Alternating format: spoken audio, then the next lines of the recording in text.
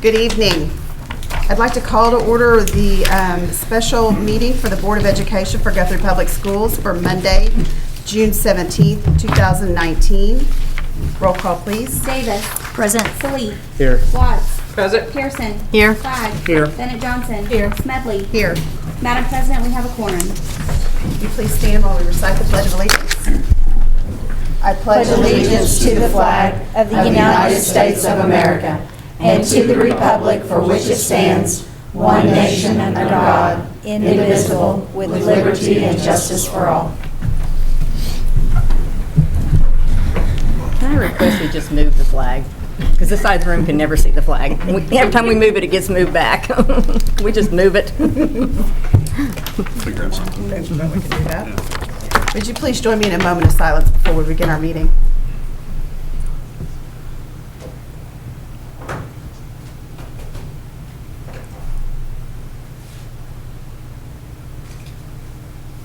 Thank you. Okay, agenda item number 6, discussion on transportation staffing, bus routing, and its impact on GPS students for the 2019-2020 school year. As we went into the 2018-19 school year, with all the changes that we had, we had to figure out the impact that we would see on transportation. Until we started school, there was no true way to appreciate that impact. At the conclusion, really when we got about halfway through the year, we wanted to start looking at what our options might be for providing bus routes, and if we can reduce those bus routes, but also from a behavioral standpoint, one of the challenges that we faced for many years with the long bus routes that we have is the fact that we have elementary and secondary students riding on the bus together. When we looked at all of this and its impact, I asked Mr. Benson and Mr. Thompson and Mr. Ogle to begin looking at what our options might be. And this was in January when we have kind of leveled out our bus routes and all of the changes from neighborhood schools.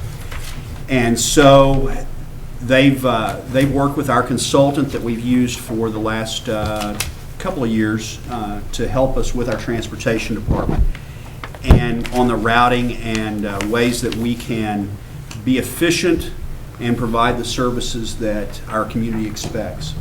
And so we have also had a committee that involved teachers and parents as they went over all of this as well to get their input. And I guess at this point I would turn it over to Mr. Ogle and Mr. Thompson. And I will say that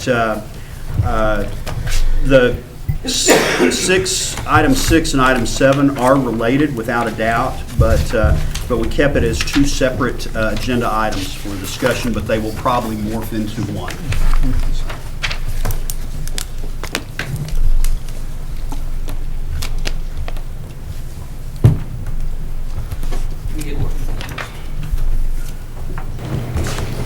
In front of you, you should have a packet that we'll be going over so you'll be able to see that in case the light is bad. And then you have 3 documents. They're labeled. A is a transportation expense that Ms. Chappell has put together, and so we'll refer to that. B is from transportation. It is our discipline comparing 2017-18 to 18-19, and it's labeled B. And then you'll have C, which is from our transportation expert that will look at the different busing and the cost that's associated over a 3-year term. So, does everybody have those? Yes. Okay. Well, first of all, how I'd kind of like to start today is when we started having these conversations, I think it was Dr. Simpson talked in January, but when it really started talking back up again was probably in the middle of April, and Dr. Simpson said, let's look and see what staggered time would look like for our district. And so we decided to put a committee together, and there was a rep from each building. There was an elementary principal, a secondary principal, and then 2 parents. And then we had all our directors involved in that committee meeting. We met May 1st, and I started that meeting by telling them this is a chance to look at our transportation and come up with the pros and cons so I can present to the board. I made it clear that there was not going to be taking it to you guys, it was going to be a vote right off the bat. This was to come up with pros and cons so we could get that. They could go back to their sites. We were going to meet again on May 23rd. We had the rainouts, bad weather, so we weren't able to meet. But what we did was we communicated by email. And so the pros and cons didn't change from what they went back. And so that's what we're going to look at again. And so in this PowerPoint, you're going to see some of the information that was presented to them and then the stuff that they presented back to us to present to you guys so you guys can have some information. So, digging into this, one of the reasons for looking at staggered times, lack of bus drivers to cover routes. We went from 24 routes to 21 routes when we went from neighborhood schools. Staggered times, if we were to do that, we would reduce 21 routes to 15. Since February 2019, we started losing drivers.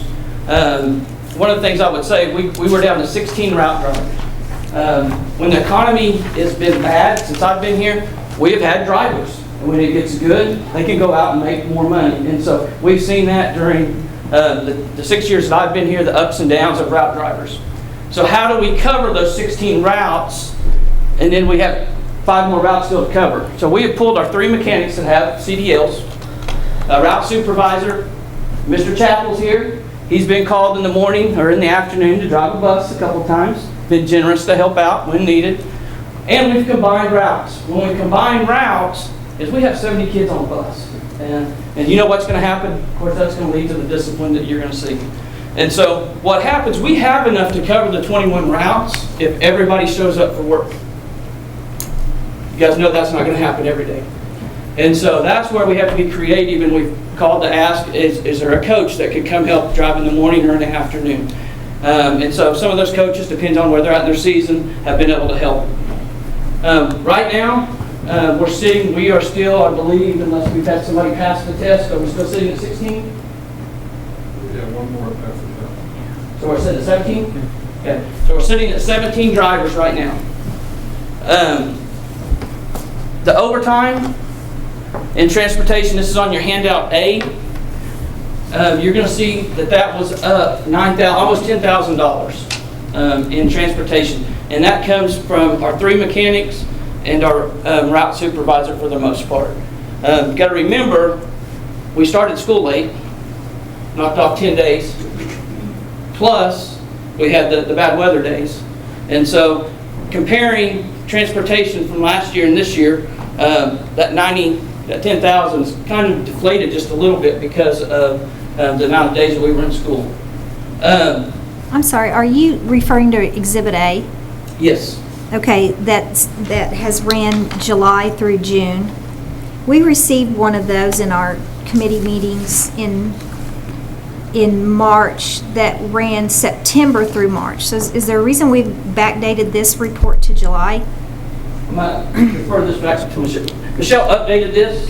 This one is updated to last Thursday. And so, is that So that we correct? could have a full picture of the entire fiscal year. That was through March, and so we had a snapshot roughly right until spring break, and so that we can compare fiscal year 18 to 19. I understand that, but in committee, we were told that transportation really didn't incur much cost since school didn't start till September. So the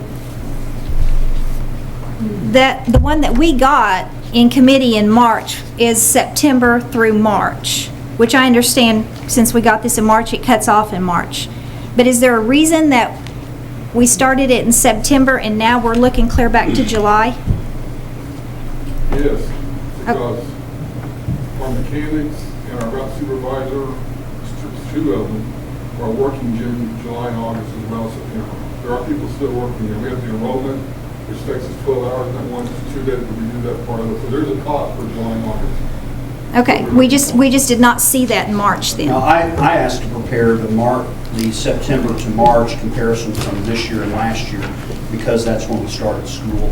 Yes. So I wanted a comparison of operational costs while we were busing the kids. Okay. And so it's really not the same, it's not really the same reason that we have. Right, but it's the exact same form, it's just ran for different months. Yes. Okay. Yeah. So on handout A, you can see the difference there of the overtime that's on there, and I think Gina pointed out. Any other questions on just the overtime of looking at that handout A? The maintenance and repair cost, that is on the middle of A, and it's highlighted in there in yellow, and we did a 5-year comparison there. Maintenance and repair costs went up almost $49,000 from 18 to 19.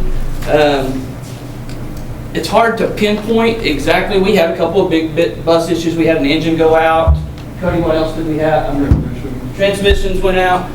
But at the same time, as we know that we couldn't be working on those buses and monitoring them if our bus drivers are out driving as well. That's hard to quantify that, but we do believe that had something to do with that big expense of repair going up $48,000. When you look at it over that 5-year window there that we're looking at, you can see that that went up quite a bit of money, especially from 3 years ago when it was $40,000. And so just some information to look at when we started trying to come up with some things. And the bus referrals went from 279 in 2017-18 to 435 in 2018-19. And so on your B, transportation pool diesel, you can see it per site. Of course, 17-18, you're not going to have Charter Oak on there, but you can see where all the discipline referrals came at per site for bus transportation only. Question, when did we stop leasing buses? We paid off the last lease probably my first year, Which was, 2012. okay. I think that was the tail end of, maybe we had 2 that were on a lease, the rest of them. I know you don't like this question because I know how you feel about it, but don't maintenance costs go down when you're leasing buses because you can turn them back in? Well, we were on a lease purchase with those. They weren't a lease turn back in. Okay. On all of the ones that they had negotiated prior to my arrival, they were all on a lease purchase, not Okay. a lease agreement. Okay. Refreshing. But has the average age of our bus fleet changed from 2014-15 to 2018-19? Yes, it's gone down. It's gone down? Yes, we had, in 14, I believe we had, my institutional knowledge has left us on this, but I believe we had like 8 or 10 2002 models. How many are we, Cody, how many of those 2002s do we have on the road now? There's some that still be able to be on the road, but they're not part of the regular route buses. Yeah. One goes down, they're a backup bus. And that's, the fleet is in a lot better shape than it was in 14. But yet our costs went up If that significantly. makes sense.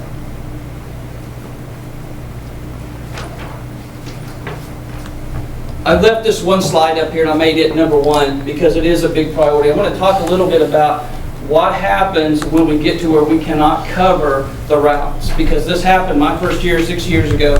Me and Mr. Rainwater were principals at the junior high, and in the spring of 2014, we did not have enough drivers. And so what had to happen was they staggered times.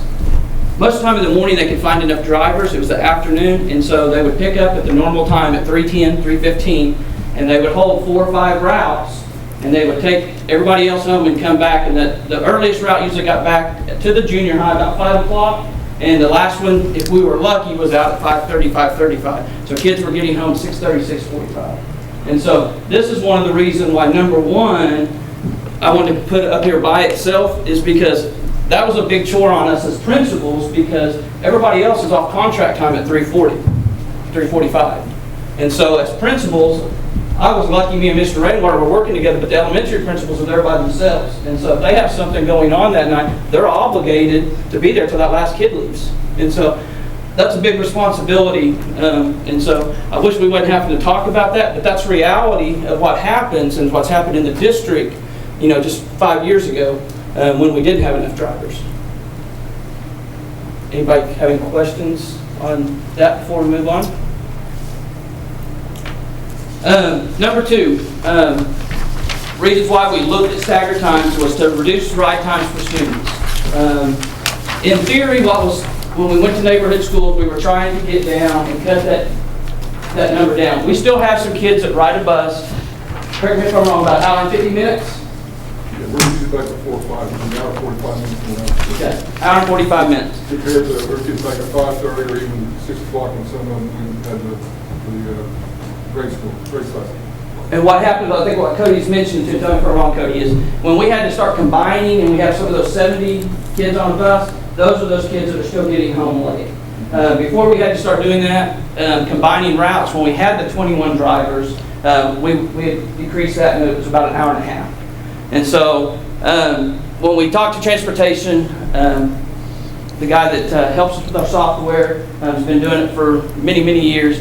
He thought that if we went staggered times, I'll talk about the 50 minutes here between why he thought that in a little bit, but he said that we would have an hour or less per ride. And so anyway, that was a big thing to us when we started looking at an hour and a half per kid on a bus or getting home for an hour. Another one's number 3, eliminate elementary and secondary students on a bus together. I've had a son that's rode a bus and he's learned several things that he shouldn't have when he was in elementary from secondary kids. And we've had to explain that in the evenings when he came home and asked us questions. And so, I think that's an important thing. One of the reasons why we were looking at this is because we would be able to put elementary kids on with elementary kids. And that would be our all the way up to 6th grade, and then secondary would be 7th through 12th. And so if anybody was curious on that. We just talked about the overcrowding on buses with the 70 kids. And then 5, potential to save money. This one's probably a big one for me, dealing with personnel. It's been no secret, we're trying to save some money because what I would like to do is be able to pay our staff more money. So if we can find some ways that we can save some money, we'll be able to put that back in and hopefully be able to increase our salary schedule to be more competitive with some of the districts that are around us. And then 6, reduce traffic in town. We have reduced traffic in town by going to neighborhood schools, but by taking elementary and secondary, I think it would reduce more. And that was kind of when we talked as a group. These are the 6 things that we thought were important when we were looking at why staggered times. Doug, I'm just not getting something. Cody needs to, I guess, can explain it to me. People live in the same places, so the time to get there is the same amount. Is a route one bus one time, or is a route one bus going twice? One's for the young kids and one's for the older kids? It's one for the younger and one for the older. So there's actually more routes then? No, we're not talking apples to apples here because the grade school count is different than the secondary count. You understand that? So we're not going to the same houses on both routes. I'm not doing it. It's just a completely different setup. So to answer your question, right now we have 21 routes. We run 21 routes in the morning, 21 routes in the afternoon, so 42 routes.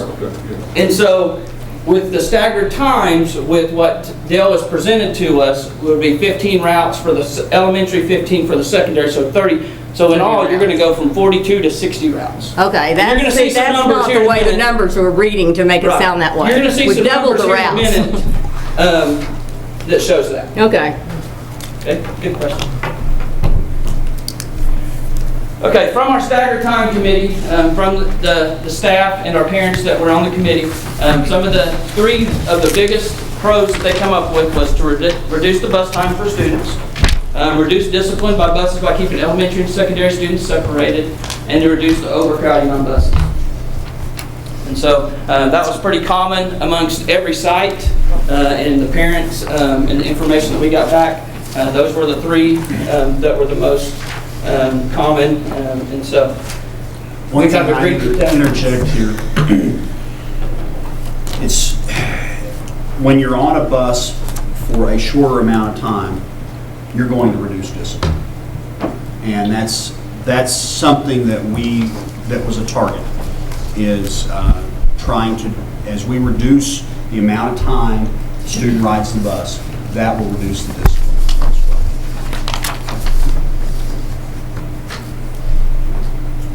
Now, to the cons. There were several cons, very voiceful. understandably. It affects everybody in a different way. It affects everyone in here different. And so childcare for GPS staff was the number one that was brought up. If we're looking at staggering times, you're going to have some that are elementary teachers that have secondary kids, and when do they drop those off? So childcare was a big one. Second, not too far off, was secondary athletics. If we staggered start times and it was later, that meant that some of the sports would be getting out of class and losing class time to go to a JV game, and so pushing secondary athletics maybe further practice time so kids wouldn't be able to get to work till later. And so those were some big things. Mr. Chappell was in that as well, and so we kind of discussed some of that with the committee. The Meridian Career Tech students, I believe they catch a bus at 7 o'clock in the morning to go to Stillwater, and so there was some concern that those Career Tech students may miss out on, if they're still leaving early and school got out at a different time, they may miss out on a section or two. So that was a concern. Number 4 was loss of staff.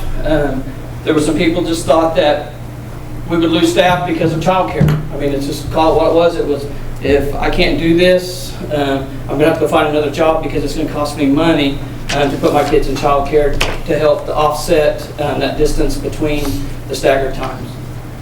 And the 5th one was another major change in the district. I said that we would just have change after change, that like a year that there wasn't any change in the district. And so those were the 5 concerns that came from the staggered time committee.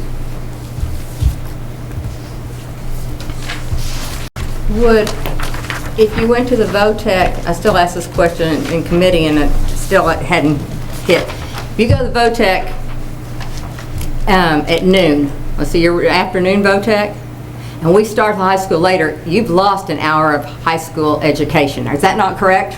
You would lose it, yes and no, because what the Meridian has done is, let's just say it's a science, math, or English, you guys vote on that to be credit, and so instead of getting the 3 or 4 hours of, let's say, welding, to be able to go over there, if they were going to lose that, they would offer, instead of 4 hours of welding, they'd offer 3 hours of welding. You could take one of the classes that you would miss at the high school. So you may get a science, math, or English. I think it's science and math. Those are the 2 that they offer. I don't think they offer English. But we vote on that. We send that to you guys, and you guys vote that they can take those classes for credit. And we do that in August, I believe. So it still looks like an hour of education is being missed to me. That's what I'm not getting. So currently, right now is the way the current time is, the VOTEC kids, they get on the morning VOTEC kids get on the bus, say, what, 7-ish? 7 o'clock. And then they return around the 11:30-ish? Right around lunch. Okay. 11:30, noonish, is that? 11:30, and then I think the bus leaves at like 12:15 maybe? If we go to staggered time, that 11:30 is what hour? Is that 3rd hour? If we start at 8:55? If we start at 8:55, and then we, at 11:30, when these kids return, what hour are we in? Are we in 3rd hour if we start at 8:55 at the high school? It would push everything back, and I would say that that would probably be true. Without seeing it in front of me, I don't know for sure. I don't have if we were to do this, I'll show you times. I wouldn't say at 8:55. Those were just, when we were discussing stuff, somebody said, well, what would times be? And we said, they decided that they needed 50 minutes. But I'll show you on some slides. But I don't know your answer until I look at the high school schedule. I guess my point is the VOTEC kids sitting there waiting for a next hour to occur? Or, because they start their day at 7 and they're not going to end till 3:55. So I guess I'm their asking. day is longer for that, going to that career tech. And it's an hour earlier now if they don't have to be there till 8:15. And they're still leaving at 7. But it's even longer depending on when that staggered time would start. And that's your point. Yes. Yes. And that would be accurate. Okay. School start time comps. We pulled these just to look what other districts are doing. Made phone calls, talked to their transportation. I'll let Cody talk a little bit on this. We made some phone calls as well. The majority of these schools started staggered start times because the same reasons that we put up there was, one, they could not get enough bus drivers. If you go back, you can Google it right now. I believe it was the beginning of the school year of 18, or it may have been the 5th. Edmond was 29 bus drivers short. I know it was all over the news. Everybody probably saw it. Last year, I know that Perkins started the school year. I believe that they have 14 bus drivers, and they were down to 6. They canceled every route that was inside the city limits, and they sent out just outside of city limits until they were able to get enough bus drivers. So anyway, the thing I would like for you to look at here is not every school has the same start time as whether it's high school or elementary. And that kind of shocked me a little bit, because when you start looking at research shows if you are going to do staggered times, the older kids need more sleep, and so they would start later. Well, that's not true with every school. Edmond starts high school at 7:40 in the morning, and their elementary have 2 different staggered start times, one at 8:25 and then one at 8:50. If that's right, yeah.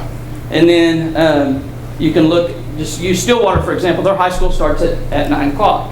And so that was why it was a little bit surprising to me looking at that. Not everybody was the same. I expected really to look, and everybody's secondary was later, but it's not what fits your district. And so when we talked to the transportation people at these different sites, the majority of them said it was because they just could not keep enough bus drivers. And so they either had to cancel routes, combine routes, and so the same conversations that we're having today is what they have had over the last 2 or 3 years when they had to go to staggered times. And so wanted to put that out there just to show everybody kind of what our surrounding schools are doing that have demographics that are similar to ours. Here's some cost projections if we move to staggered times. Additional cost and fuel expense, this is kind of what Janae was talking about. We're going to drive more routes. I just told you guys from 41 routes, we're going to go to 60. So if you're going to drive more routes with less buses, you're going to have more fuel expense. So if you look on C, you can see the 2019-20. He has the expense down there, the how many miles, the 180 days, average miles per gallon, and it comes up to $37,514 more in fuel is what he's projecting that it would cost if you went staggered time.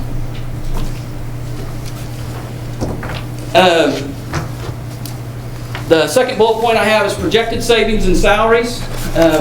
If we went from 21 drivers to 18, why I put 18 on there, I know we're not going to keep filled if we said 15 and still have enough bus drivers. So I was saying if we kept 18, and that way we would have spare drivers that when we have all those people that are out for sickness, so we didn't have to use our mechanics unless it was just at the very least. And so this one is a savings of about $51,500. Like I said, we could get that over $100,000 if we went to 15. I don't think that's realistic, just because the fact is we have a hard time right now. You just heard Cody talk about we're sitting at 17 drivers. Here's what we've ran into. One, when we get them to sign up, they'll come with us, they'll go through all the training. If they can pass the test, they'll stay with us about a week or 2, and then they leave. They don't leave for another school. They leave to go out and go to the trucking business. They can make more money going out and doing the trucking. Because there's a 3-hour window that they have in the morning that they drive, then they're off, and then they have 3 hours in the afternoon that they drive. And so driving to Edmond really doesn't pay for itself by the difference, of pay. I think Cody may talk a little bit about that in a little bit. And so anyway, that's kind of what we were thinking about when we talk about projected savings from 21 drivers to 18. Third bullet point, we believe we can save about $25,000 on transportation, bus maintenance. You saw earlier on the 18-19, the cost maintenance repair went from $76,000 to the $125,000. We really believe, looking at that 5-year window in that highlighted area, that some of that was contributed to our maintenance people. And so, again, that's a guess. When we looked at that, we tried to use that 5-year window and make an educated guess there, but we think that we can save about $25,000 there. And then the projected cost savings, which is very disappointing to me, because I thought I was getting excited because I thought we were going to, if we did this, we'd be able to save some money, so we put that back into teacher salaries. But it's really not about money when you're talking $38,000. That is all. It's not even. That would not even pay a complete teacher in our district. And so that was a little disappointing to me because I was hoping it was going to be a bigger savings if it was something that you guys decided to do, that we could be able to pay our staff more. Any questions over the cost projections and how we got to those numbers? Yes, I mean, so you're saying the 25,000 in savings, you're saying that that's the cost of deferred maintenance? Yeah. I mean, What we kind of tried to do is we went and said, okay, 125,000 was the highest in 2018-19. We kind of looked back, and 17-18 was the 76,000. We took into consideration the motor that went out, the transmission that went out, and kind of looked and said, okay, over this window of this 5 years, why was 2016-17 40,000? What were their big ticket items? And if you go back 15-16 was 42,000. So we know the cost is going to go up because we're driving more. We're going to drive 18 more routes. And so looking at that, we just thought that we could cut that in half. Like I said, that's an educated guess. It could double. It could be 200,000. I mean, it seems to me if you're talking 5-year windows, if you double your bus routes in 5 years, I think you're taking on 10 years worth of maintenance in 5 years. I think some of it. I can't see how we're saving money. I think some of it is maintenance that we can take back in-house if we don't have our mechanics out driving. Yeah, I understand that. So, I mean, there's some deferred costs, but deferred maintenance costs. But really, these numbers to me, I mean, are really incomplete unless we take in the cost to purchase buses. Because if you're running twice as many routes, not only do you have diesel, suddenly you have, accelerated depreciation of your assets. So, I don't know how these numbers. And they just don't seem like solid numbers unless you take into account of your buses. I mean, now, I assume we're going to have fewer buses. Would that be an accurate Yeah, instead of statement? 21, we're going to have 15. So, I mean, all that, so you have fewer buses, but now you're going to have to replace them more quickly. So, I mean, that's some big numbers we're dealing with. So, I don't know how,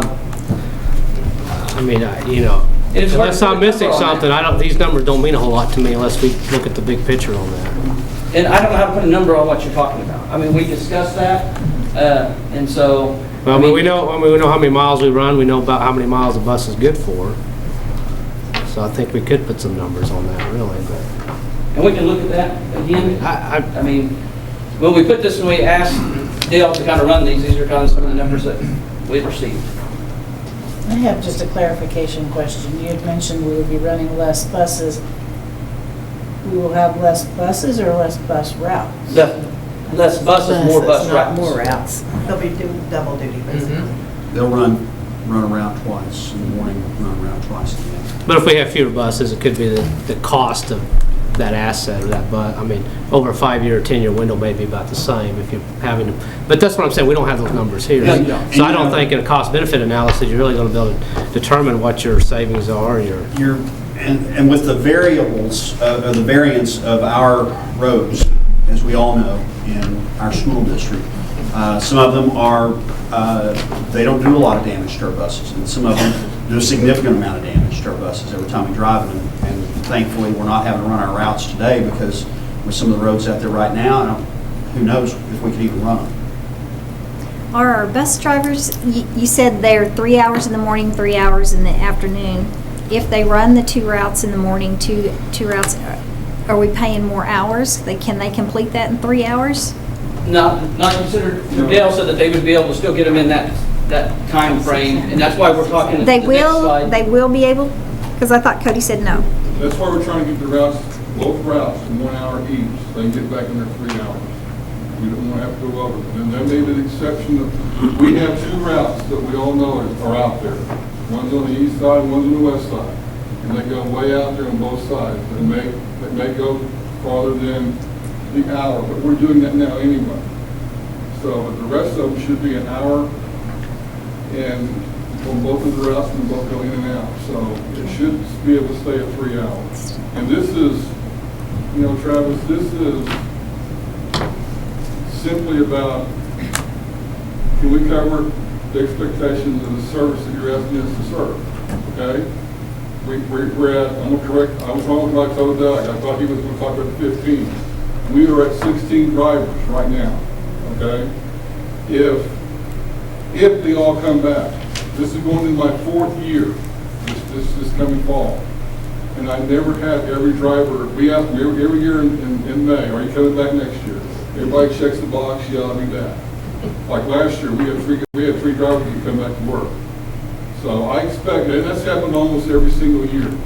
I expect 1 or 2 of them may not show back up in August. It's just the the way it goes, okay? We gotta find a way, and every school district's going like this. Like some of you guys in the committee have heard me say this. I live 3 hours away, and when I go home, I see all the buses sitting out there, bus drivers needed. You'll see them right now.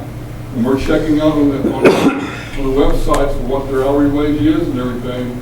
Almost every single employment thing has needed bus drivers on their website.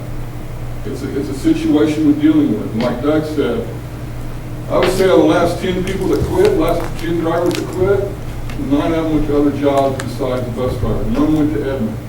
The other 9 got sanitation, whatever truck driving service was to drive for. That's just what happens in these times when the economy is good. It's a unique situation. These guys show up at 5:30 every morning. They work until about 8:30 or 9 during that time frame. They go home, do whatever they do, and they come back at 2:30 and do it all over again. It's unique. It's not like the custodians or the food service workers or pairs or anybody else that work at 7 to 4 or whatever their hours are. They work a split shift. And what's happening with all this is our mechanics are coming in at 5:30 every morning, and they're going home every evening at 5:30. They can't leave until all buses are back. When we have one breakdown, they have to go get that bus. We have to get a tow service to go get that bus. And then we put a tow truck to bring back the bus. So it's a 12-hour day for those 3 mechanics.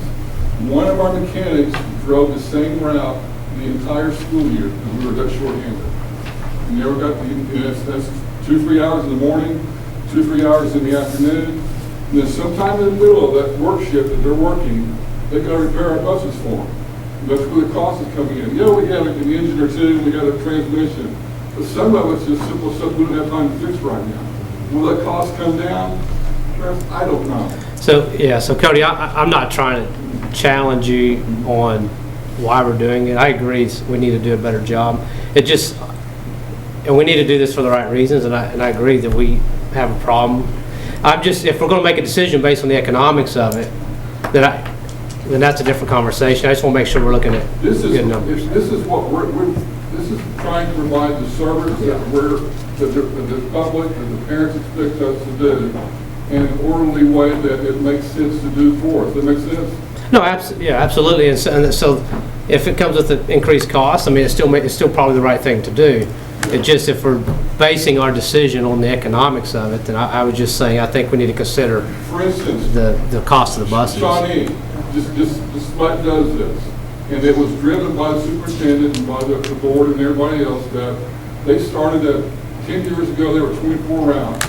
They went to 15, and 2 years ago they went to 11, simply because they couldn't find enough drivers to fill the routes. And it was based simply on, and it's what's going on with Edmond and everywhere else, Deer Creek and Piedmont and everywhere else, to provide this service. We've got to do something with the routing we've got going on right now because it's not working. Travis, I think to your point is, that's why I said, even my projected, it's not about the money, because even if I probably projected way too low, because we may not even save any money, it may cost us more. And so if we're just doing it for the reason everybody heard was, oh, they want to save money, well, that's not it, because I think it's probably going to be more money by the time you put in the appreciation of the buses and stuff like that. So I remember what it was like when I would leave the office at 5:15 and follow a bus out of town going south delivering kids that had already run one route, and they're full of kids that have been sitting in a school since school let out at 3:15 and just now getting their ride home. And the original reason I wanted to look at this was to separate elementary and secondary. And then this problem continued to worsen as the school year went on.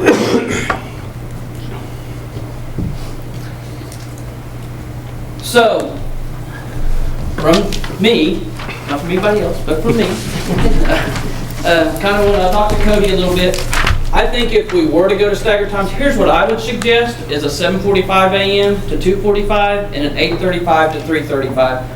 I'm not saying who goes first, elementary or secondary. As you can see that would be something that would have to be talked about. Now, the 50 minutes in between, let's kind of talk about that. Why 50 minutes? Who came up with that number? Because when they said 50 minutes to me, I looked at Cody and said, they'll never ever go for 50 minutes. I said, it's too big a gap. And so we got back with Dale at the transportation and said, what can we do? He's our expert. To get to 30 minutes, we were going to have to go to 26 bus routes of staggering time. And so that was not going to work because we can't fill the ones that we have now with 21. And so to get the buses, and he said this is going to be very tight at 50 minutes to be able to get buses into town, drop everybody off, and then get ready to go back out to the country to pick all the other kids up. So then I asked, okay, because what we were first looking at was elementary going first, secondary going last. I said, let's flip it. Let's look and see. And in my mind, I was thinking there's not as many secondary kids that ride a bus, so can we knock that 50 minutes? And it didn't budget. And so, anyway, we looked at it both ways, and that's just what the routing system guy says that we need if we're going to do staggered times. It's 50 minutes, and it wasn't going to budge unless we could find more route drivers, and then that defeats why you'd want to go to the staggered time in the first place. Cody, you got anything to add on that? Get it right on. And then we looked at going to, I think Doug asked me, can we go to 45? It was adding 9 more routes. It just, every 5 minutes, they add more routes to that, like Doug was talking about. I think this highlights something that it took me a year to wrap myself around with our district.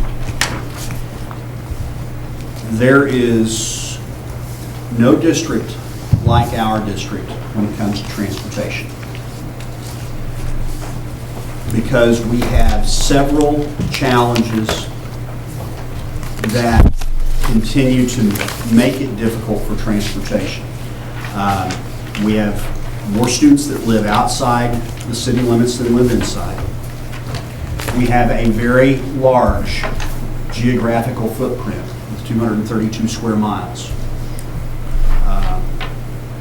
Then the other item that makes it more challenging is the fact that most communities grow from the center of the community out, and we are growing from the outside in. And it has helped with Charter Oak, and we have cut drastically some of the kids' ride times, but we still have some challenges there. And then with the fact that we've tried to cut routes, but then you add on top of all of that the challenge with getting bus drivers, which is something that we've dealt with before. It all works together for a really bad situation coming together. So. I'll just finish. I have questions as my next slide, but I just go back to the school start times. One of the things that Piedmont just came out with, the biggest two issues, I believe, from the committee were GPS, childcare, and athletics. And so one of the things that Piedmont did was they decided as a board, and it was publicized all over the news, is that they provided free childcare. And so that's something, as a board. For their staff. For their staff, that's what I said, yeah. I said for their staff. And so the question would be, I guess you could ask John, is we get out now at 3:15, is if we got out at 3:35, does that make a big impact with athletics? And so those are the two things that, if you're looking at it, are the two big concerns. I know we have some other concerns of other people in the room, but those are two big concerns that came from the committee. And so that's the information that I gathered from the committee and from the specialist for the routing. And so if you have no other questions, I'm going to go sit down. I do. Said free childcare, but okay, the teachers are in a situation where they're going to have kids that are not going to be at the start time reporting there. How are they going to get to their schools? Where's the childcare going to be held, and how are we going to get them to their schools if they have free childcare? From what I understand, what Piedmont did when I made a few calls, they just arranged and paid a stipend for a staff member, just like what we pay for a lunch duty or an extra duty. And so, give you an example. At the child's school, where the child is. Yeah, and so let's just say that Robbie has a daughter that's in elementary, secondary. And so we said the elementary, let's just say elementary was that 8:35 start time. And so we would provide an hour and pay somebody a stipend for an hour to watch the students that are at that school. And so Mr. Rainwater would be able to drop his kid off at that school an hour early, and they would have supervision during that time. Secondary would be the opposite. It'd be in the afternoon. It'd be the 1 hour in the PM. And so all that would have to be worked out. I don't know what that would look like. That's some of the things that other schools were doing to be able to provide, so it wouldn't be a cost, additional cost to the faculty. Thank you. Doug, we had a conversation the other day. Can you reiterate the benefits, the kind of the pay range for bus drivers, and talk about that? And I mean, is the thought process given to improvements on that to create more incentives? Yeah, Ron and I had a good conversation the other day. We didn't agree on everything, but we had some good conversations. But no, bus drivers start out right now at $12.50 an hour. They get full health insurance if they take that out. If they don't, they get what's called cash in lieu of. Jan, correct me if I'm wrong, it's $189? $189.60. That they could get additional to their check. They also get an additional $104 added to their check with what the legislators gave them in $12.50 last year. They get all their teacher retirement paid. That doesn't cost them anything. And then they get a life insurance policy that the district takes out. And so that $12.50 starts with a zero level driver, and it can go all the way up to $18 an hour. What Ron and I talked about was, do we increase that? Do we make that gap more to try to entice? I don't know that you can give them more when 9 of the 10 drivers were going to work for UPS or wherever they were going to work, and not affect the, and this is my opinion, this is where me and Ron we were talking a little bit, was not put our teachers out there, because our teachers are still kind of lower in the districts around them. And it seems like if we're going to pay a lot more for a support person, why aren't we doing that for our certified? And it was a good agreement. We had some good dialogue back and forth of why, if you can't get them to school, you know, that's the main thing. I said, well, we can't get them to school, then we don't have a quality teacher maybe there because they left for another district. And so those are the conversations. There's no right or wrong answer, but those were just conversations that Ron and I had. What can we do to entice to get more drivers?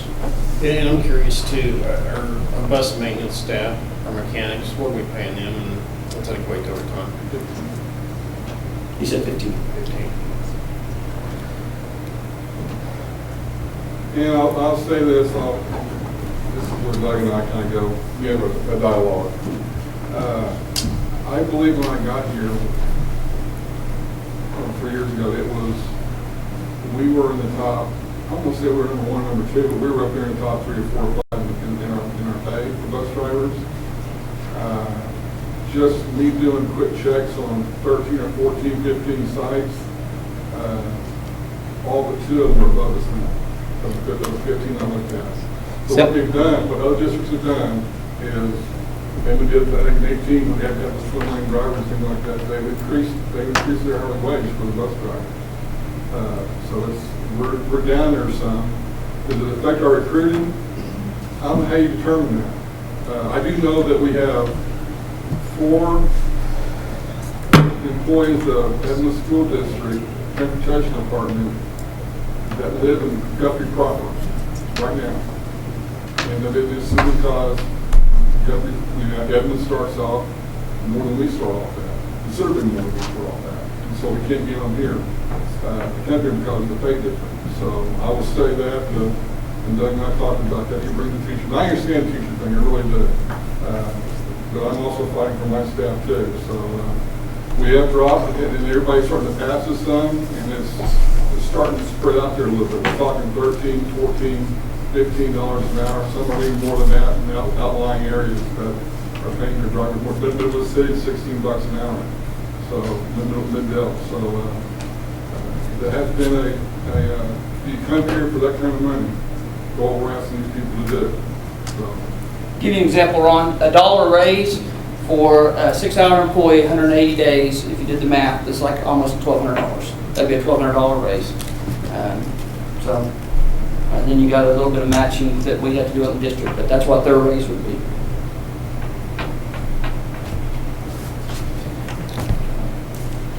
Anybody else? I'll be back in the back if you guys have more questions. As you can tell, we don't, as a staff, completely agree on the solution to this problem. also.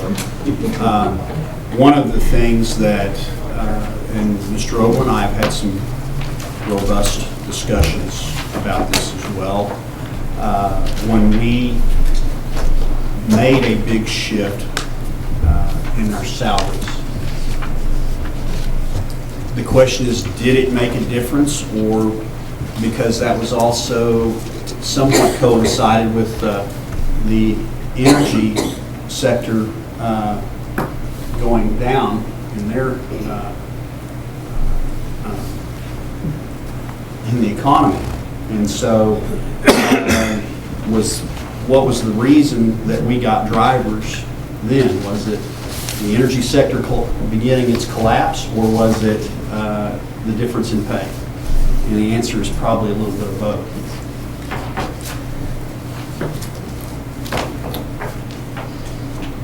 I do believe that as we grow and where we're growing as a district, this is a split start time is inevitable at some point. I do believe that. And because of geography, that 50 minutes may be a reality that we have to face.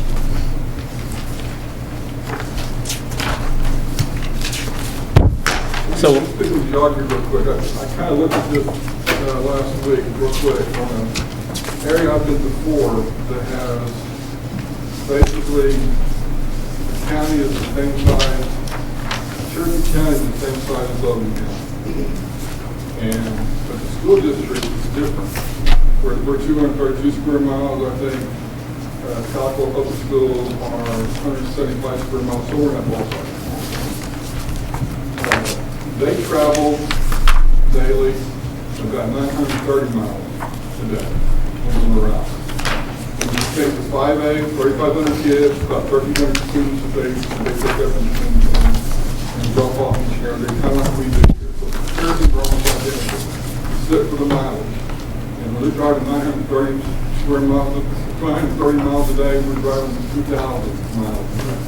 And that's what we're up against right now. And you go past Broadway, and I call Dr. Simpson and Doug and say, hey, we got to close one or two of the routes because we can't get past Broadway because it's flooded. The very next day when that water goes down on Broadway, I can put a bus on that road and not get stuck. Why? Because it's all sandstone or rock. And that route is now open for us to go up there. That's what's awful turning our bus up as well. But the roads are open. A day later, it was flooded. So these are the conditions that, and in my experience where I've been at several K-12s, that I haven't experienced before as far as the size of this district, geographically, and where we're having to take our buses in the dirt roads that we have to travel on. So, and we also do like to be able to we did state mandates that we do inspections every summer for our buses to begin. And I like that. My whole plan, and I'm used to it, is we do state inspections of buses every month. We're not get them all done each month, but we're looking at each one of the buses every month. We can't do that because of our mechanics are just, they're working 60-hour weeks, non-stop. And so are some of my supervisors. We got to find a way to alleviate that, one way or the other. And right now, we're 5 drivers short. We have 2 that said they're going to be here. One's already qualified to drive, but until August gets here, we really don't know.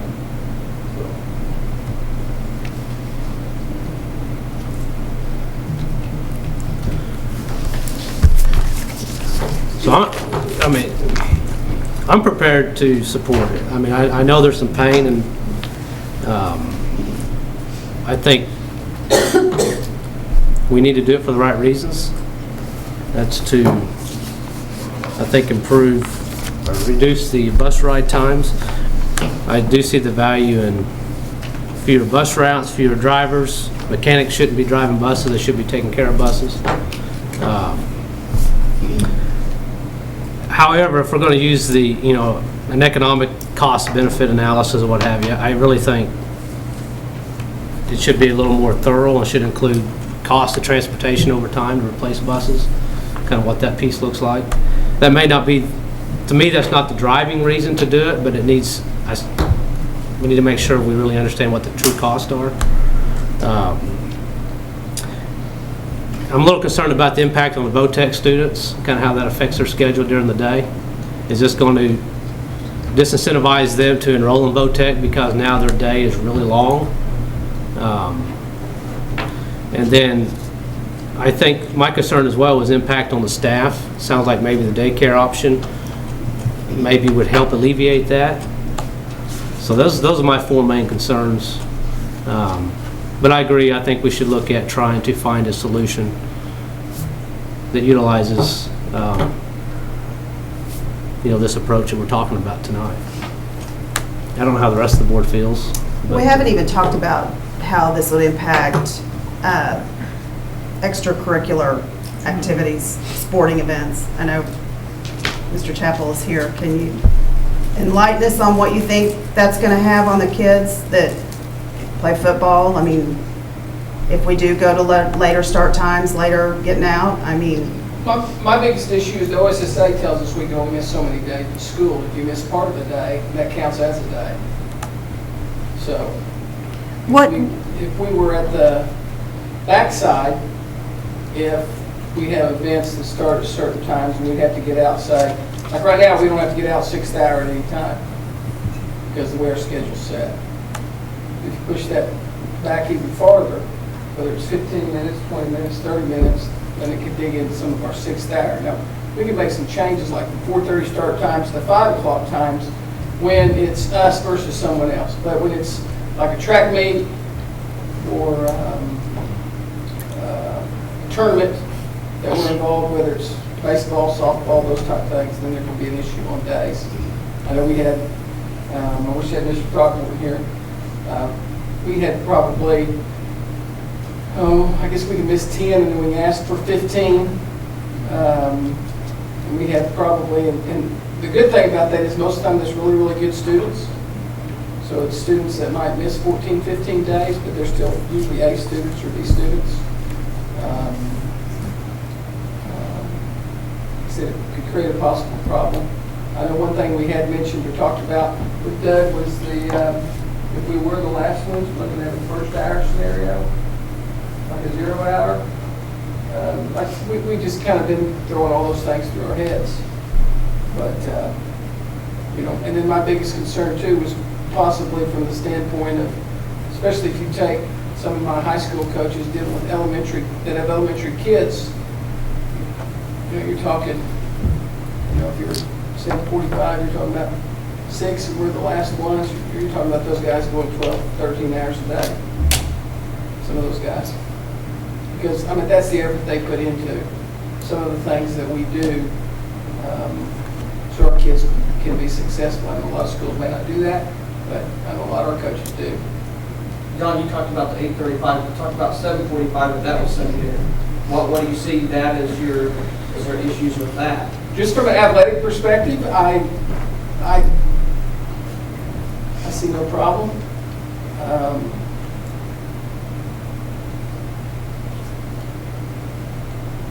don't see any problem with that. I know one thing, I may be stepping out of line here, but since we're kind of all just talking, was I meant to text you, but I texted Doug Russell.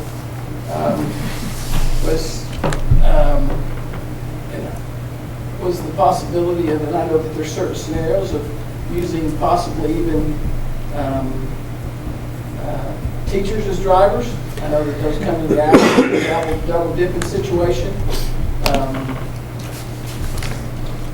I know that like Marsha Hogerman for years had a CDL, and I know when they called upon her, she drove, and of course they paid her for that. Now it's hard to get anybody to get a CDL.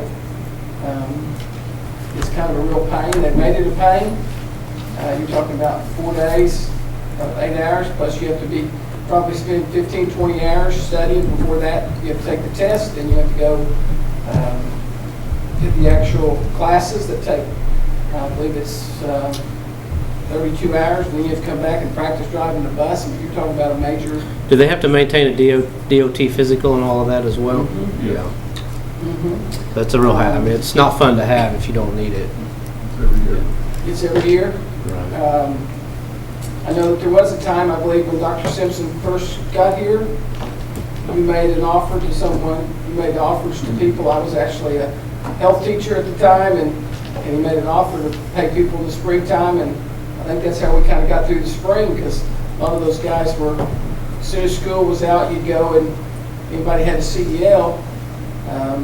With like me being a baseball coach, it was an area right after the state tournament for about 15 days maybe. We also looked at, and didn't get a lot of, I think we had one taker and it didn't last, but the scenario where somebody, and this was prior to putting them on full-time where they got the benefits, but having someone that had two separate responsibilities. One is bus driving, and then in between that, custodial responsibilities, and taking them to an 8-hour day. I think we had one person that tried it for a while and they didn't really want to do it. And we were very short on custodial staff at the time when we made that offer too. Didn't we have a gentleman, what's the name of our trainer now? Our bus trainer, the gentleman? Josh? Greg? Pastor, other gentleman. Oh, Votech. yeah. Well, one time I believe he was even substitute. Even Paul, yeah. He'd drive, then he'd substitute if the substitute was where he was off the 7th hour at the end of the day. And then he could get back and drive the bus in the evening. And we've explored a lot of creative scenarios through the years and just not had a lot of success with it. But I know from the athletic standpoint, the second one would create a lot more problem for us.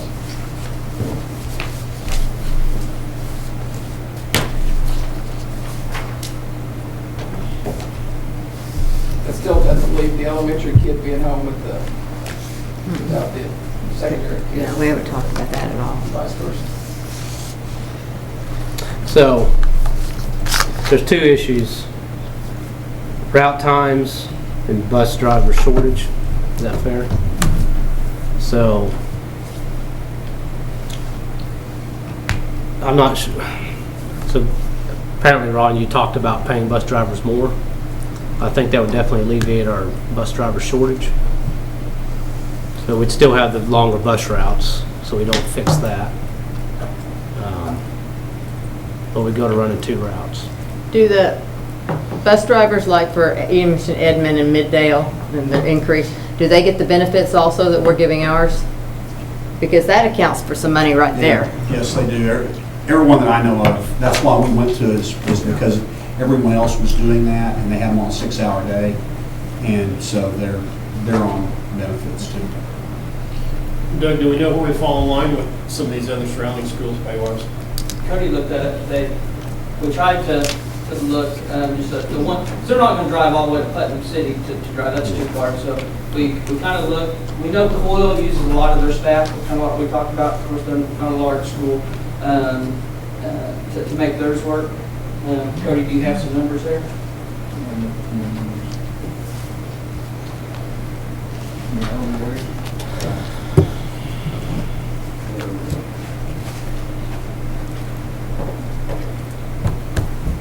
Okay, Edmund, $14.01 an hour.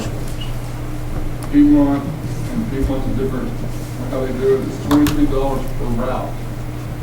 So I guess if they do the morning route and the afternoon route, they get paid $20 for each route. If they get done in an hour and a half, they get done in an hour and a half. I didn't talk to them about that. Enid's $15.41.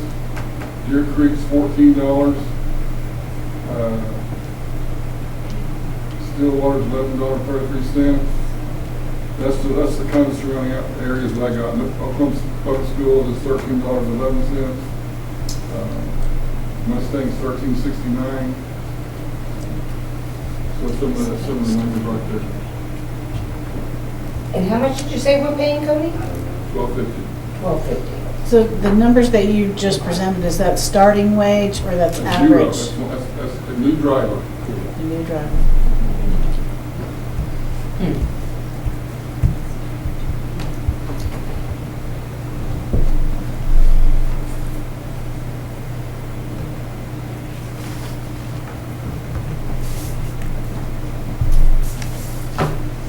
Can we talk a little bit about discipline too? I'm looking at that sheet.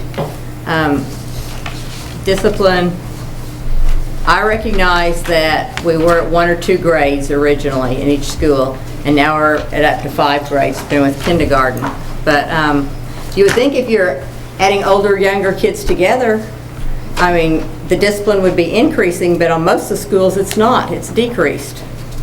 Except for Charter Oak, and I don't know what's going on there, but they look like they got a problem with discipline out in that area in general. You understand what I'm saying? That if we're adding more grades, you'd think the discipline would be increasing instead of decreasing on these schools. But it's not. Well, I don't know of a time that Guthrie never has had secondary and elementary on the bus together. They've always had that. They've always had that. And, you know, there are years you have more than you do, you know, from year to year. You can have more, you can have less. It just depends on the maturity of the kids at the time. But I guess I'm going back to before we went to neighborhood schools, we talked about the bus routes. The time of the bus routes would be reduced because going to neighborhood schools. And obviously, they're not. So what makes us think that the staggered times are going to do it? I mean, that's kind of where I'm coming from. Cody, is it a fair statement that in most cases they are reduced? If we didn't have to double the buses, early we were fully staffed. What was our bus times at the early beginning of the year? We were at 45 minutes. An hour and 45 minutes. Was the longest? Was the average time we got back and everything. Was the average? I'm talking about delivering the kids, not the amount of time the bus is on the road, but from the time they That's deliver. what I'm talking about. I'm not talking about the 20 minutes getting there. Okay. It's an hour and a half. So Yeah. by the time they left to deliver kids, it was an hour and 45 minutes by the time the last one got dropped off. The last one, yes. Once they So really going to start- neighborhood schools in the routing, we weren't able to really reduce, because I think our goal was to try to be around an hour. Did we reduce? Yes, we reduced it probably from, well, the average is now an hour and a half. It was probably averages 2 hours or a little bit more than that before. We reduced that. That's why I think it's reduced in the discipline issues that we have. Discipline issues. Now we're trying to get down to just the 1 hour. And that's why we're going to 50 minutes. It's pretty solid with 1 hour and 50 minutes. Once we start picking up kids. But, so you said discipline issues went down? I think he said that. Because they actually went, they almost doubled with shorter bus routes. Doug, didn't you localize those to buses that had been doubled up? Well, too? No, these are all the transportation engagement, but Okay.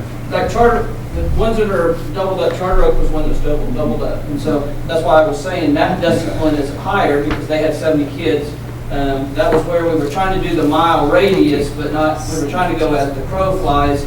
But some of those kids would have to walk 3 miles to get a mile.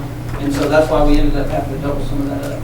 Well, and Charter Oak is not figured in the 17-18, so Yeah. you've got 85 more. But you got the same No, number of but kids. if you look here, you take the previous year, 279, add the 85 from Charter Oak, gives you 364, 71 more. Well, but you got to remember, each year compares the same number of kids. So you, Spread out. It's just different. yeah, it's just, so you can't necessarily attribute it to the site Yeah. as you compare, but the same number of kids are being transported each year. So, Well, I'm gonna go back to Exhibit A, because this really bothers me, and I'm gonna give you guys what I received in committee meetings. Because numbers is what, I'm sorry, I didn't know you got extra. Numbers is what I usually look at. This is what was given to us in committee in March. And if you look at your Exhibit A and compare it to this, you have, looking at Exhibit A, well, I guess I gave my copy out. But you're adding item number 440, 442, 530, 550, 580, 582, and 860. And then you're changing the time frame. So that really bothers me coming into this meeting because I had looked at numbers, I had really studied my numbers, and then when you look at what was given to us in March, that's highlighted in red, it says 5-year analysis September through March. And you look at Exhibit A, 5-year analysis September through March, those numbers are not the same. So I get frustrated at things like that because numbers is what I like to look at. And I came in here and have just been totally blown away of what I had studied and looked at because of the issuance of the reports are different and more categories are added. So it's just something I have to go back and just restudy. And it's frustrating. So I guess, yeah, so even looking at years 14, 15, 15, 16, all the way through today, I mean, they're vastly different. So the different comparisons tonight than what we had. Yes, and that's what, that's what's discouraging about looking at this for me. Michelle, on Exhibit A, when you have what's highlighted on your repairs and maintenance, that says September through March. Is that September through March, or is that September through June? I don't have a copy of. No, March. Exhibit A, the one the board members got. I know, I don't have a copy of what she's looking at with March. Doug just went to But run a copy of it so you can see it. I'm asking you on Exhibit A, I know, I is know. is that September through March on what you're providing, or is that September through June?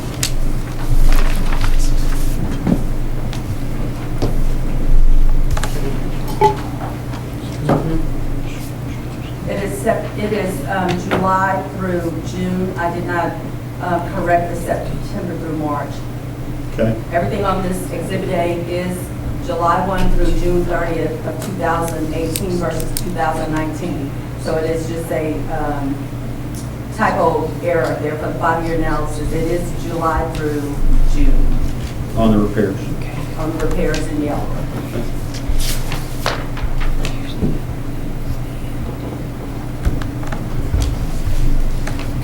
Is that June 1st, I guess? June 30th.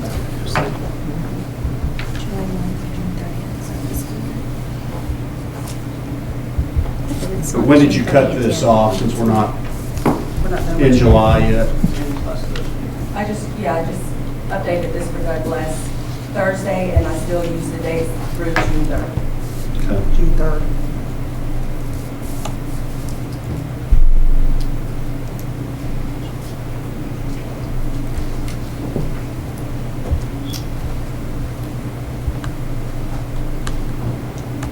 Cody, I know you probably don't have this information in front of you, but do you know how much money we're talking about that we had to outsource for maintenance and repairs on our buses due to our drivers being out on routes and not able to perform those repairs? I mean, what kind of numbers are we looking at? I mean, was it a significant impact on that?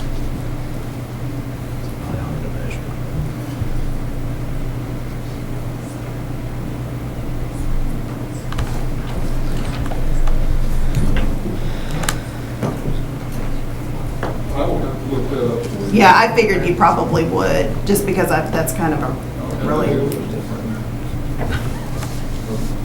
that's just kind of good information to have, what it truly costs the district as far as outsourcing some of those services and repairs.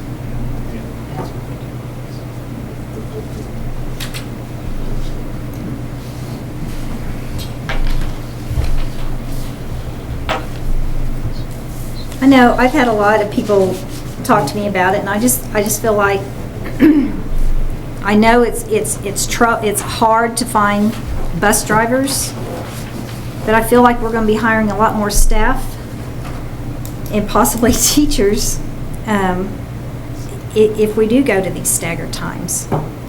And I think we'll be looking at Doug hiring more people than Cody trying to hire bus drivers.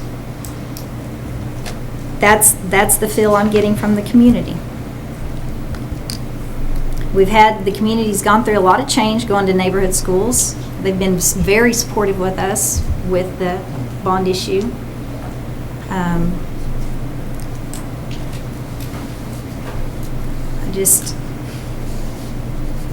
just feel like we can find 3 or 4 more drivers out there somewhere, tucked away. Pull them out of Missy's Donuts. But, yeah, so I mean, I agree. I mean, we're just gonna have to pay more money, but it still doesn't address the bus route times. So it would be nice to try and find a solution there. Well, I think we may need to add another What route you or mean two. additional routes with additional costs? I mean, it's something we could look at it, compare the two options, you know, add bus drivers, increase pay, or reduce routes and go stagger start times. But I mean, we went from 24 to 21 routes. Maybe we need to go back to 24 routes if we can get those drivers, because when we originally talked about, you know, the savings of neighborhood schools and the transportation, we were talking anywhere from $70,000 to $100,000 in savings, and that didn't happen. And we've been able to absorb all that and move forward. So maybe we need to look at increasing some routes, get as many drivers as we can, and then see what we can increase to avoid that hour and 45-minute route time, or staggered, or the delayed routes that happened years ago. Well, I think it's important.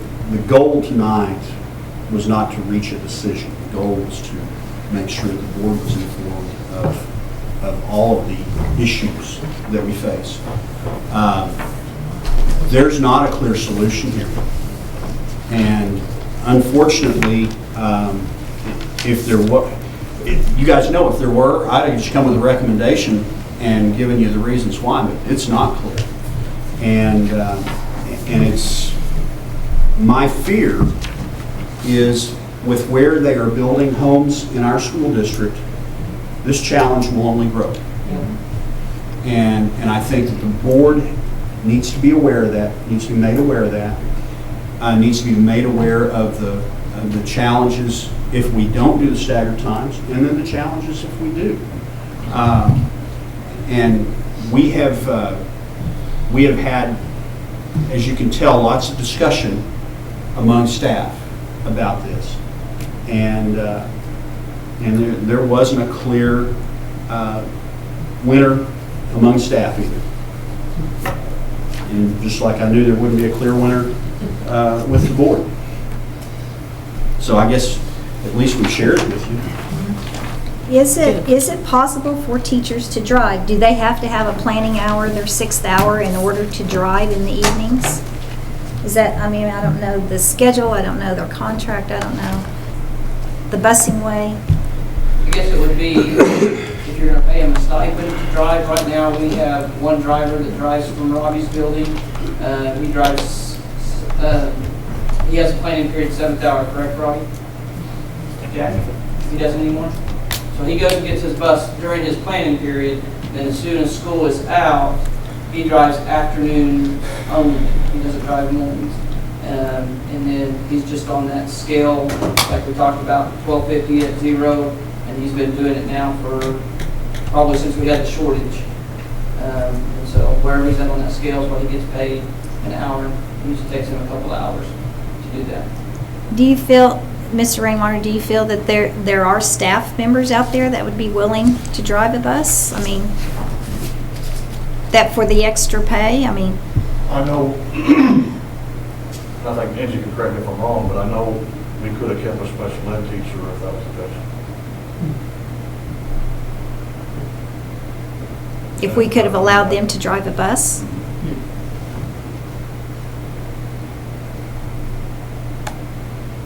And it was actually, correct me if I'm wrong, 'cause it's awful, but it was actually the position that we are still trying to hire to this day.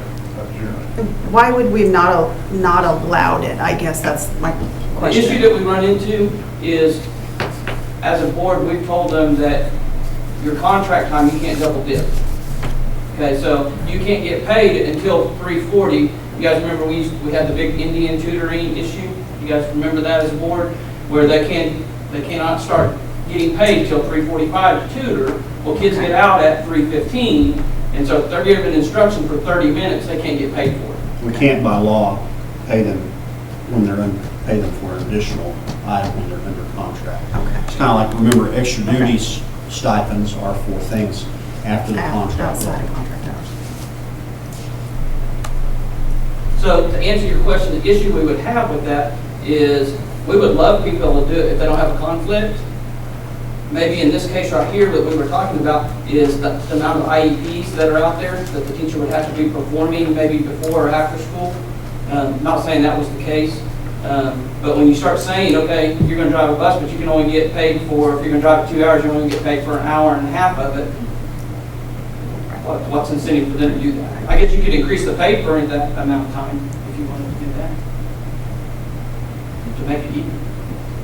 Can you give a teacher, if it is a teacher or a staff member that's on contract time, rather than paying them hourly, can you just give them a flat rate, like a flat rate route rate? Like this one? Yeah, like the route, per route. I guess that's, I still, is that called, is that double dipping Maybe still? that's how they get around that? Maybe that's how, that's a question we probably need to ask Piedmont, see if that's why they're doing. And our attorneys.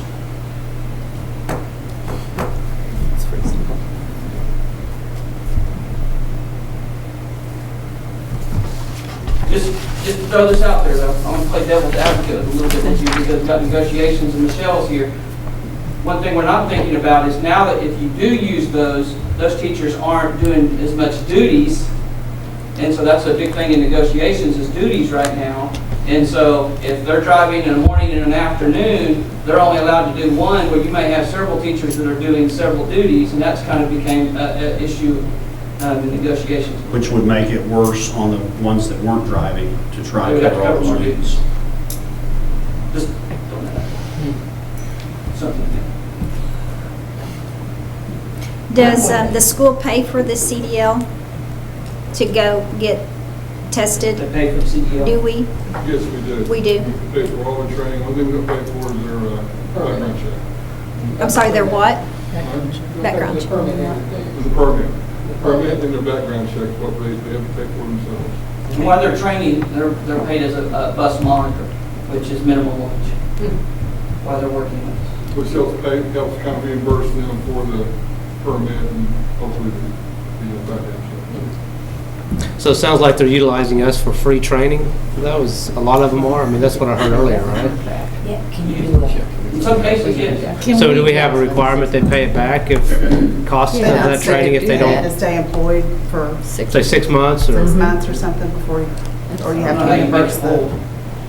They take it out of the last paycheck. That's paycheck. Absolutely. Put it in their contract. That's pretty common. Yeah, it's not uncommon. I mean, that should, A week, they probably don't have any money built up. That's been our issue. well, yeah, if they're leaving that quick. Usually they're gonna stay with us. It's that, they get done with the training done, at 7:25, didn't stretch out very far.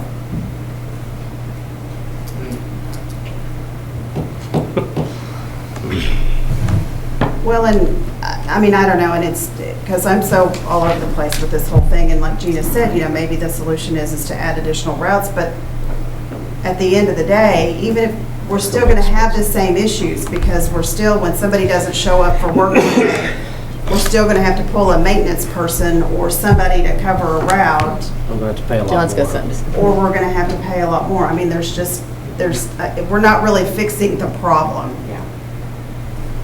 by adding routes, in my opinion.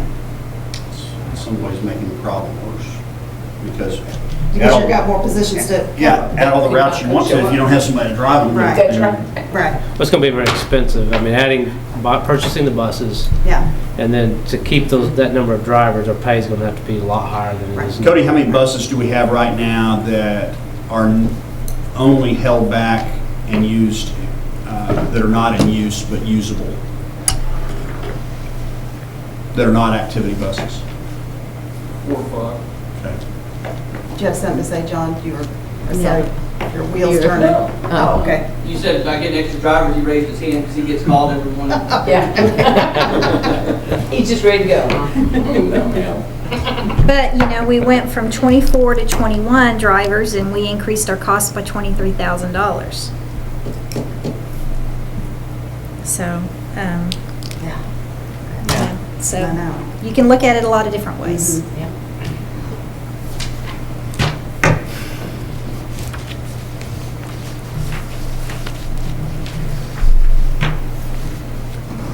To understand this on that statement, I have been short every year I've been here. I've never finished a year before I started. So when we're comparing this to the last year, whatever, I understand that we had to shut down 2 years ago. We had to shut down 24 and 23. We had no more drivers. We had to double up. And we had to double up a lot this year. There's 5 or 6 routes that were down. So there hadn't been a year gone by that I finished with full crew.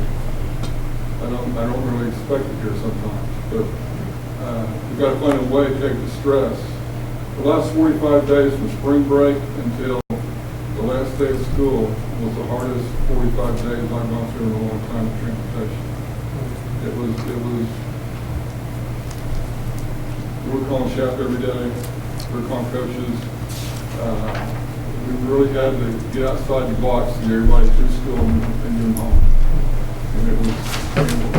And I've been there, like I said, my 4th year. I don't know if I said this before, no, I can't remember what I said, but in all this time, I've had a full crew 3 days. This is going to my 4th year.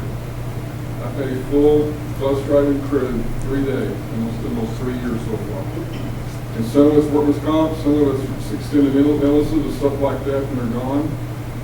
But it does take a toll. It affects our kids as well as anybody else.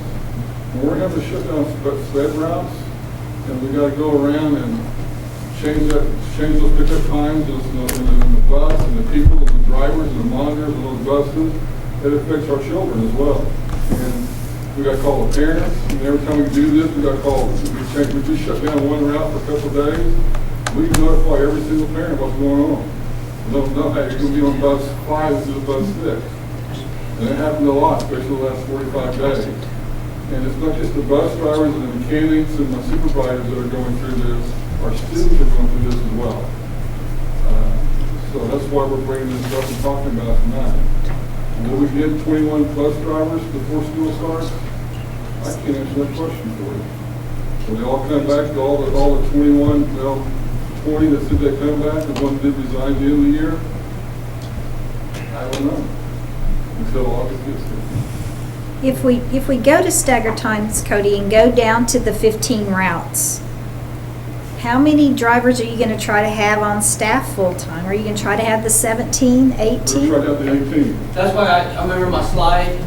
And what will these, if you have everybody show up, what will these 3 extra people do for the day? They're going to be doing what other school districts do. They will actually be monitoring, helping other regular bus route drivers. They will be on buses working, making sure, because some of our issues, remember, we're not in a 700 or 800 square foot classroom with the teacher facing the kids. We're in a 230 square foot bus with the back turned to the kids. And they're trying to stay in windshield time. They're having to look at their rearview mirror. And so those extra people, we got full staff, we had extra people would be on those buses on the regular routes, helping them. But we have certain routes, we know where they are. We got certain kids. They're just our kids, right? And remember, they're going through all day. I watch them in the hallways when I'm walking the buildings. You know, the teacher there, they're either doing this, or this, or this, or this, and I finally figured out, my talking, keep talking down, okay, talk a little bit, okay? And so when they finally get out of school, they get on these buses, they weren't the kids. Yeah. All right? They're just our kids. And they want to go out there and they want to talk. And so we allow the talk and everything, but when you get a bus with 70 kids on there, in a 230 square foot bus, with your back turned to those kids, Hang on. yeah. Hang on. It's a choice. When we call this, and we all said it before, this is an extension of the classroom. That's what we tell the parents, that's what we tell our student riders. This is part of the classroom in this bus. But they're still kids. And they know when, just like my kids do, all 5 of them, when my back is turned, they're my kids, all right? And so they're doing the same thing on the buses. And especially when you have secondary kids and elementary kids together, like Doug's kids learn, they learn new stuff on that bus. We don't do that at grade school. That's why we have elementary, that's why we have secondary school. We separate them a little bit. So it's just some of the dialogue that we're talking about. I'm trying to give you as much information as I can on what we're going through. All right, that's what this is all about tonight. So that you'll know that, hey, this is, when I say this to you guys, this was my roughest year in transportation. It was difficult this year, because I didn't know some mornings, I'm going from 5 o'clock to 6 o'clock, 7 o'clock every day, doing everything else we're doing as well. And they're our precious cargo. They're very precious to us. And we want to be able to get them to and from safely. And when you're asking people to do what we're asking them to do, my guys have done one heck of a job getting everything done. Some days they come in, I'm amazed that like 2 school and from school the way we did on time, because the routes got shorter and shorter as the year went along. I don't want to say learn the routes. Remember, we had to learn all new routes this year. Even our subs didn't know where the routes were. Our best subs that had all these routes memorized in the past no longer had them memorized in the past, because they were new routes this year. So it was a dramatic change for transportation, dramatic change for the teachers, dramatic change for our student riders. And we really did well this year, but it was, the last 45 days, it was interesting. I'll be honest, it was a ride. So currently we have 21 bus routes. How many bus driver positions do we have that we try to fill? 21, or do we try to staff more than that? 21 positions that are posted, that are open, we could fill if we had to, that are available. So we try to staff up at 21, even though we have 21 routes. We have a couple of sub drivers Okay. as well. So right now, we're 5 bus drivers. He's counting his subs in here, I believe. We have 5 positions that are open right now in transportation for bus drivers. But, I mean, my question is, if you say we go to 15, you still want to try to staff at 18? Are We're we, trying to keep 18 in our 2 subs.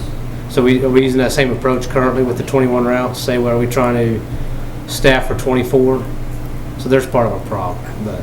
We could never get. But you can't find them to begin with. Yeah, that was our issue. We could never get to the point that we had 21, can we go find a couple extras? We always have a future position, bus driver, we just can never get positions. Yeah. We want to keep it at 18 so we can keep the mechanics in the shop. No, I understand that. I mean, and ideally we. Just at overtime. Yeah. Now, ideally we try to keep 24 now, but we just can't find, there's not that many in the local job market. And they get frustrated. I think I said this in community, I don't know, but, we've had our last 3 that gone through this training in the school. One of them came up to the stop sign, and they had a black crossing lane or whatever it was, and the tire just touched it. She stopped and everything. It's not a 5-point deduction, it's not a 10-point deduction. It's stale. You got to come back later on and do it again. If they touch a curve, it is a fail. And so when John's talking about having it's getting tougher and tougher to get license for these people, that's what we're talking about. They're becoming more and more stringent because there's safety issues going on. We understand that. But when you get those people out there, I didn't know one was going to come back. He failed 3 times before he finally passed it. The last week of school, he finally passed it. One of our part-time drivers. It took you 4 times to pass it. We have educated guys with master's degree that drive motorcycles, drive dump trucks, flunk it twice and come back. It's done.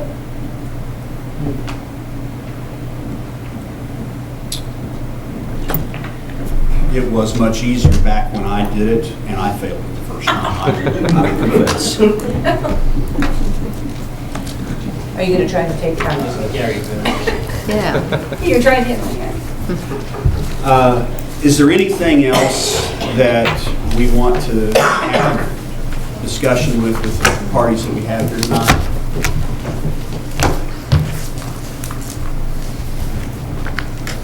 Do put a plug in. If you know anybody who wants to drive a bus, please call us. 282-5919. You can go on the website and apply now if you want to. That's right.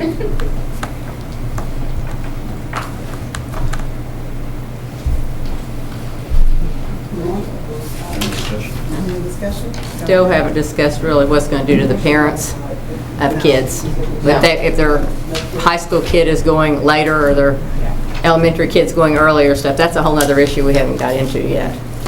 It's not just our teachers, it's also the parents of the student, the other parents of students. We haven't even addressed that.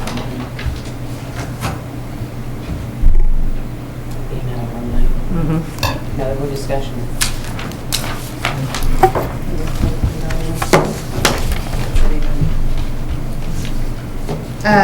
Okay, so agenda item number 7 is discussion regarding start and end times for Guthrie Public Schools for the 2019-2020 school year. I don't know if we've kind of more or less covered this, but what the proposed times are, I mean, are we just,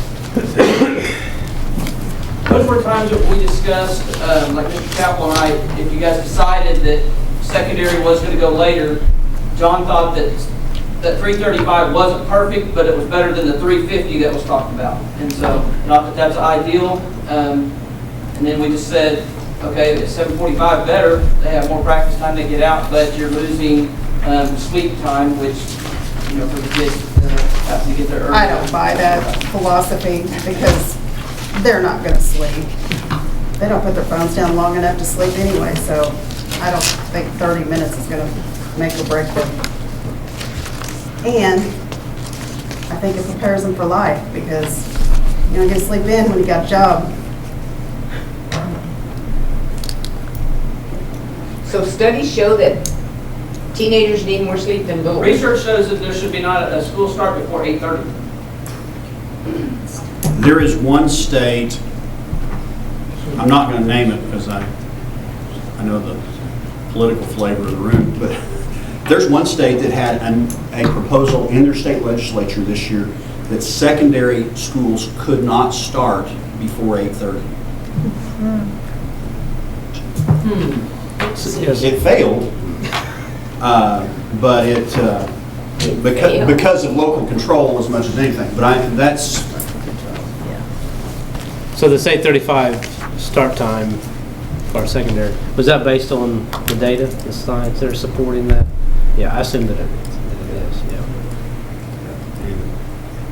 You know, I talked with the principal at Stillwater High School because when I worked there, we started the high school at about, I think, 8:05, and we let out at 3:10, and the elementary started there at about 8:45 or something like that, and let out about 3:30.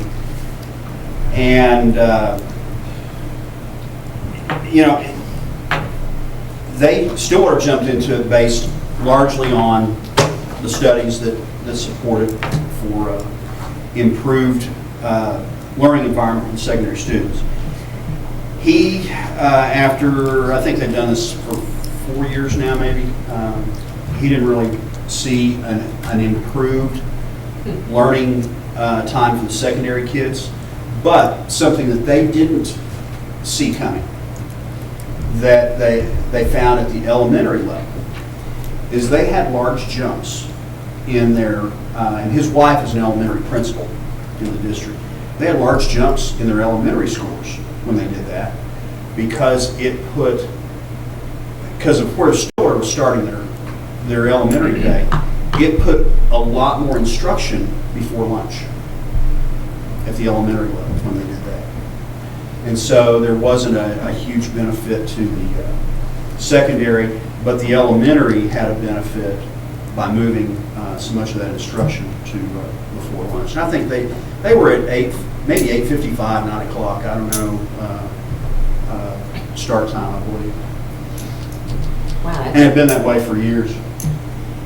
that's a real burden on parents. I mean, that's another whole issue too. Starting at 9 o'clock in the morning, what parents start their jobs at, I don't know. I mean, that's a whole other session. Like we said about staggered times. I know we need an answer. I mean, we don't need it tonight, but I know we got to figure it all out. But I'm concerned with,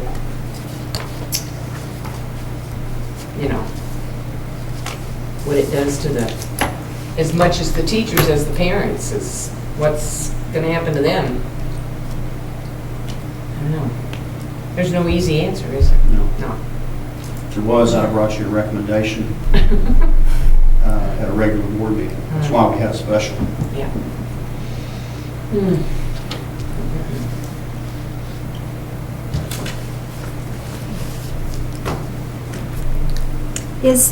Is there a state law that so many minutes in a day or so many hours in a day? Because I'm looking at Edmond starting at 7:40 and ending at 2:30, and we're proposing a 7:45 to a 2:45. Is that just based upon what their class time is or their lunch? I mean, is that? Some of that, I wouldn't want to speak for the Edmond administration, but my guess is some of that is based on traffic patterns, on when those release times are. You've got to obviously meet your 1080 hours of instruction, and then how you form your school day.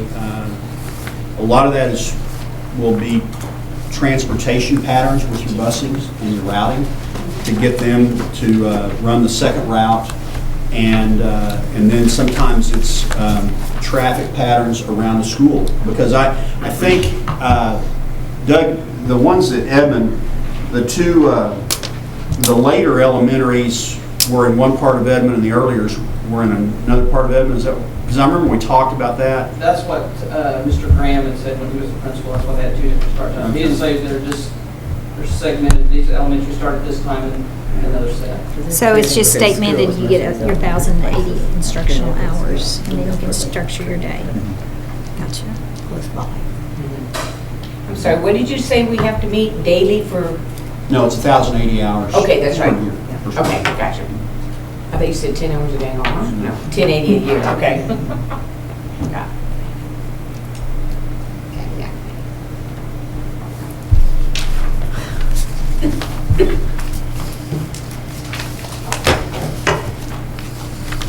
Any further discussion? I think we've got a lot of information. Cody, thank you very much. Doug, thank you very much for all your time that you've spent on this. I know you guys' hearts are in the right place, and this is a tough conversation for everybody. I mean, like Dr. Simpson said, there's not a right answer. So hopefully we've got some things to think about and can, I don't know, come up with something that we can maybe come to some sort of compromise that will benefit everyone. So I guess agenda item number 8. Do we have a motion to adjourn? Madam President, I make a motion we adjourn. Second? Roll call, please.